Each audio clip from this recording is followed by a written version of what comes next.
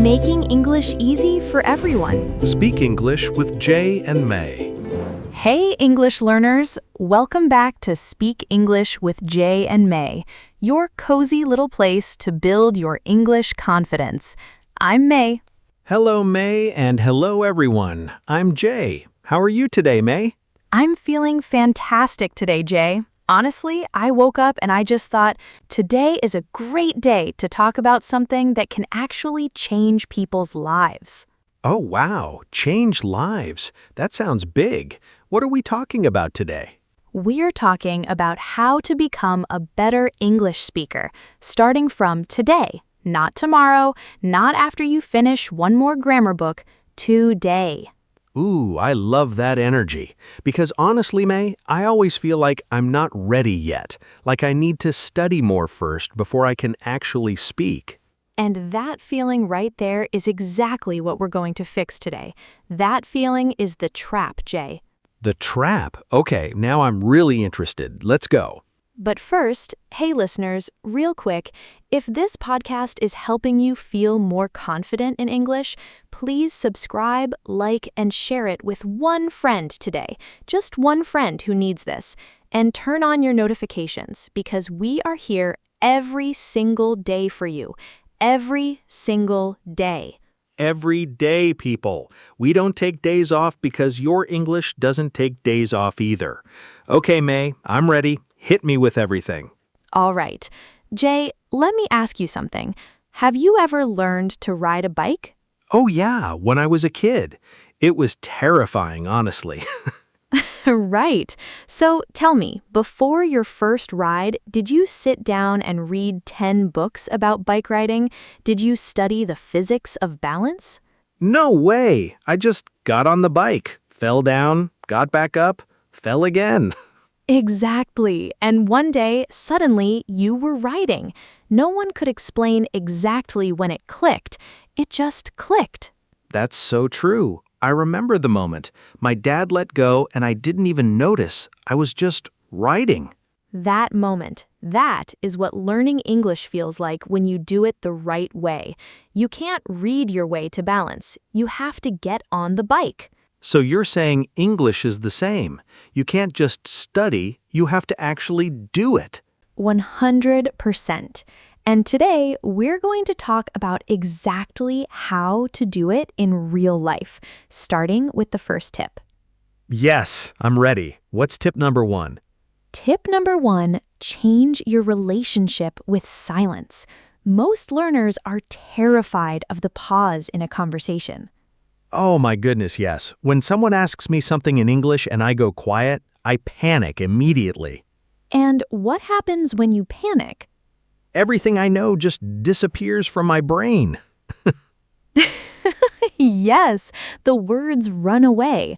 So here's the mindset shift. Silence is not failure. Silence is thinking, and thinking is smart. You mean like it's okay to pause before I answer? Not only okay, it's actually what confident speakers do. Next time you need a moment, just say, "That's a good question. Let me think about that." Or, give me a second. Buy yourself time. It sounds natural and professional. Wow, I never thought of doing that. That's such a simple trick, but it changes everything. And here's a story that really shows this. I had a friend, super smart woman. She knew so much English vocabulary, but every time someone asked her a question, she would just freeze and say, "Sorry, my English is bad," and walk away. Oh no, but she actually knew the words? She knew everything. The problem was never her English. It was her relationship with that moment of silence. She thought silence meant failure, so she gave up before she even tried. That's so sad, actually. She had the knowledge, but the fear stopped her. Exactly. So I told her, next time someone asks you something, just smile and say, "Let me think about that for a second." And you know what happened? What happened? The other person said, "Of course, take your time." Nobody was rushing her. The pressure was only in her own head. Wow, so the silence felt huge to her, but the other person didn't even mind. Not at all. And after that one experience, everything changed for her. She started speaking. She stopped running away. That's honestly such a powerful story. Okay, listeners, silence is thinking, not failing. Write that down. What's tip number 2? Tip number 2. Use English in your daily routine in a very specific way. I call it English moments. English moments. What does that mean exactly? So instead of sitting down for a long study session, you find small moments in your day and you fill them with English. 5 minutes in the shower, 10 minutes cooking, the walk to work. Oh, so like instead of listening to music while I cook, I listen to an English podcast. Exactly. Or you describe what you're cooking out loud in English. I am cutting the onions. Oh no, my eyes are burning. That's so funny, but I get it. You're making English part of your normal day, not a separate, special activity. Yes, and let me tell you how I personally used this when I was learning. Every morning, I had a 15-minute walk to the bus stop. Every single day, I used that walk for English. What did you do during the walk? I would pick one topic, just one, and I would talk about it to myself the whole walk, like a little speech. One day, it was my favorite food. Another day, it was what I did yesterday. Oh, that's so creative. So you were basically giving yourself a little speaking test every morning. And by the time I reached the bus stop, I felt so warmed up, like a singer doing vocal exercises before a show. I love that comparison. You were warming up your English voice every morning. Yes, and the beautiful thing is, I didn't need anyone else. No partner, no classroom, just me and my walk and my English thoughts. That's so doable for everyone. Everyone walks somewhere or does something in the morning. Everyone has those small windows of time. The question is just, what do you fill them with? Okay, I'm starting my English walk tomorrow morning. Tip 2, English moments every day. What's tip number 3? Tip number 3, and this is a real-life practice tip that most people never try. Talk to strangers in English, even just one sentence. Strangers? Like random people? Not in a scary way. I mean, when you order coffee, say your order in English. When you're at a shop, try to ask a question in English. Small, safe, real interactions. Okay, but May, I feel like I would just freeze. What if they respond super fast and I don't understand? Great question. And that actually happened to me once. I was at a pharmacy. I needed to ask where something was. I prepared my sentence in my head. Excuse me, where is the cold medicine? Okay, that's a simple sentence. What happened? I said it perfectly. I was so proud. And then the pharmacist responded with this long, fast sentence with words I had never heard before. Oh no, what did you do? I just smiled and said, "Sorry, could you say that more slowly, please?" And she did. She repeated it slowly, and I understood perfectly. Wait, so you had a backup phrase ready? That's the secret weapon, Jay. Always have 2 or 3 backup phrases ready. Could you repeat that? Could you speak more slowly? Sorry, I didn't catch that.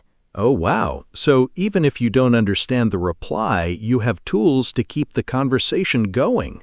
Exactly. You don't need to understand everything. You just need to know how to keep the door open. That changes everything. I always thought if I didn't understand the reply, the conversation was over. No. That's actually where real conversation skills live, in those messy, uncertain moments. That's the real bike riding. Back to the bike. Okay, tip 3, talk to real people. Have backup phrases ready.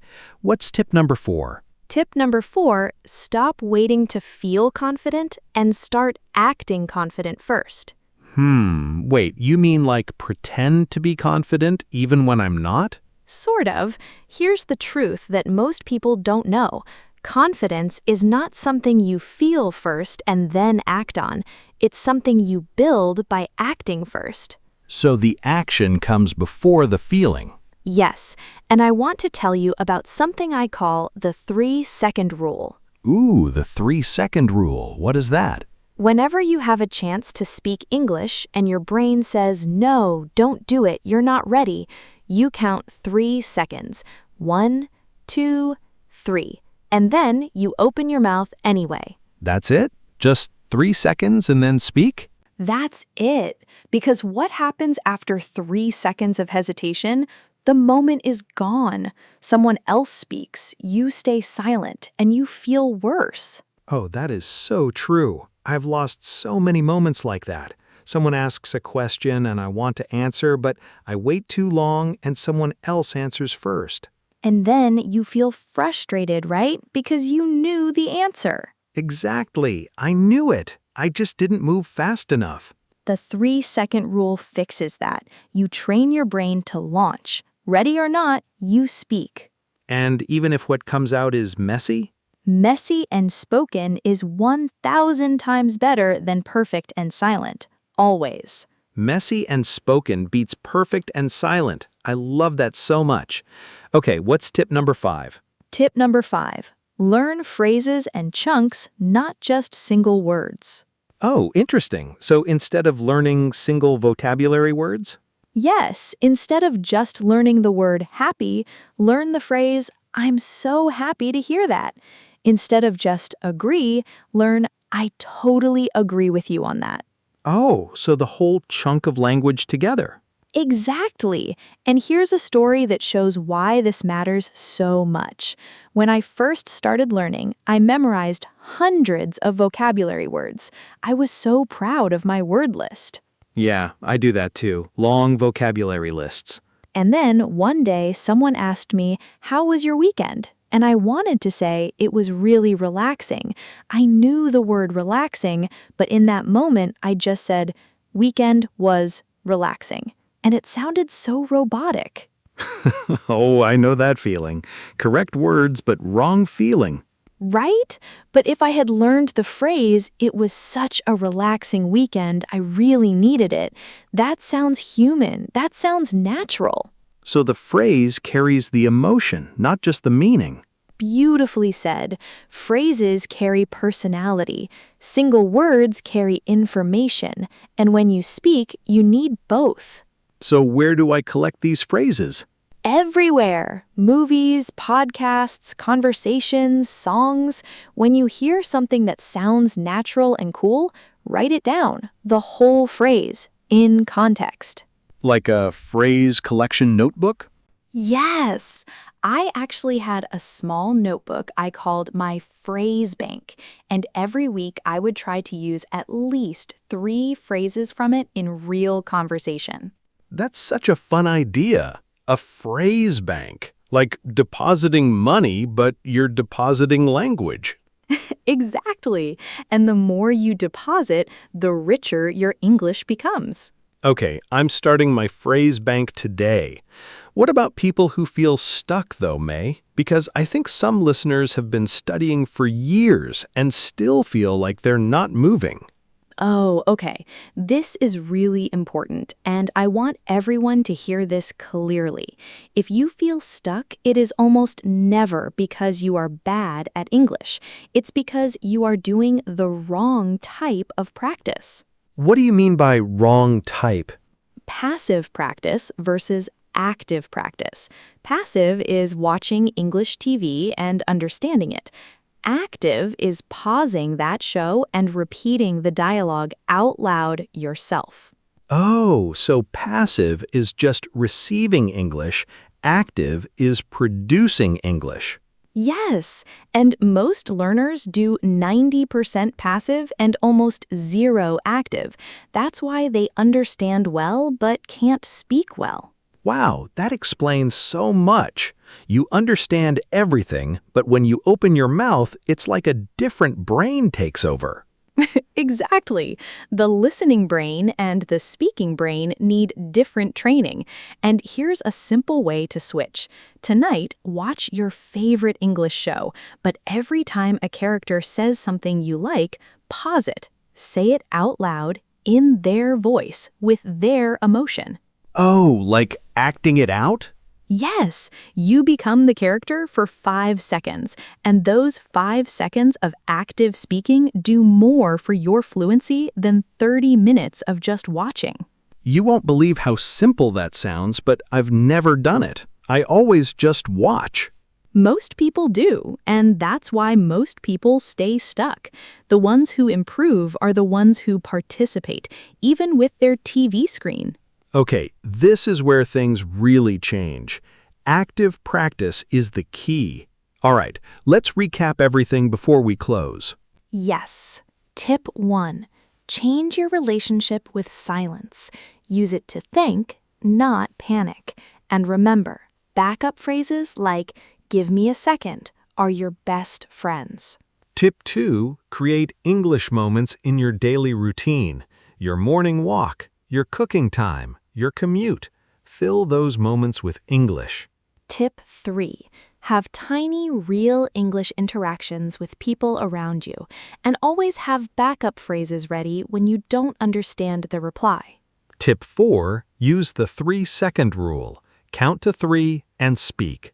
Messy and spoken beats perfect and silent. Tip 5.